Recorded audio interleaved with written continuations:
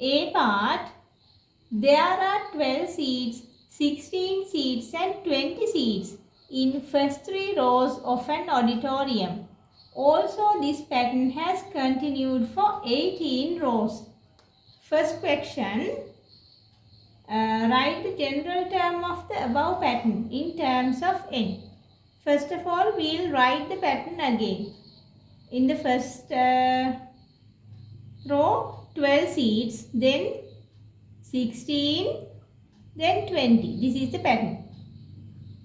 So we are asking in the first question, write the general term of the above pattern in terms of n. What is the common difference between each two consecutive terms here? 12 plus 4 is 16, 16 plus 4 is 20. So we can take the general term with relative to 4n. Then if I substitute 1 for n here, we get 4 multiplied by 1, 4.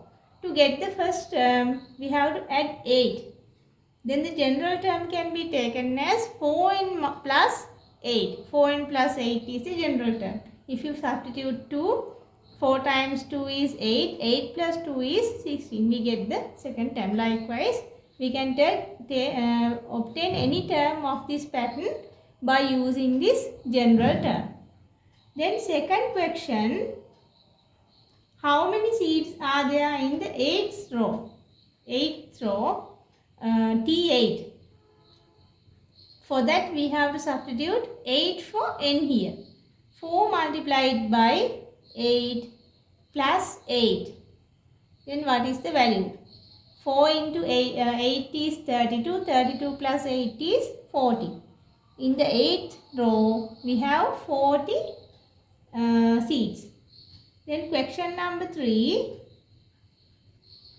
In which row 64 seats are there? For that, we have to equal the general term for 64. Now we have to find the value of n here. First, we can remove this plus 8. For that, we have to subtract 8 from both sides. Then plus 8 and minus 8 can be cancelled. 4n is remaining here. 4n equal to 56. Now we have to divide both sides by 4. 4 and 4 can be cancelled. N equals 56 divided by 4. 4 times 1 is 4. Then for 16, 4 times 4. N equal to 14. So in the 14th row, we have 64 seats. Question number 4. Find how many seats are there in n minus 1th row. For that, we have to substitute n minus 1 for n here in the general term.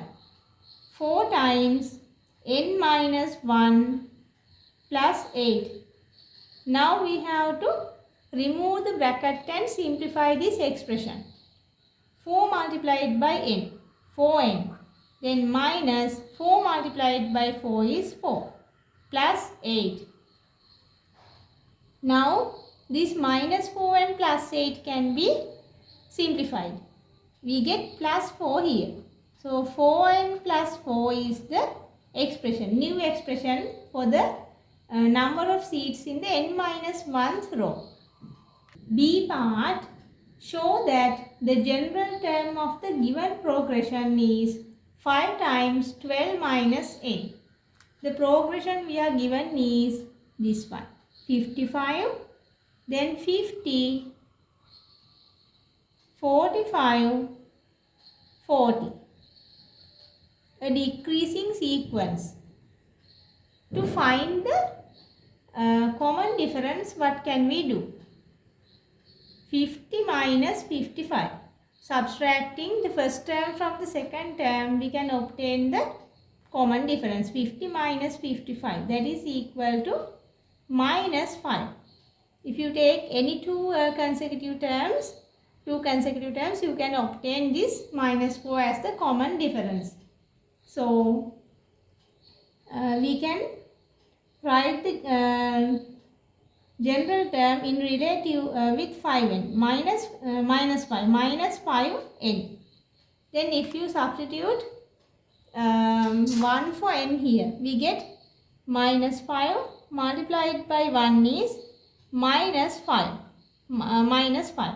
Then to obtain plus 55, we have to add 60 here.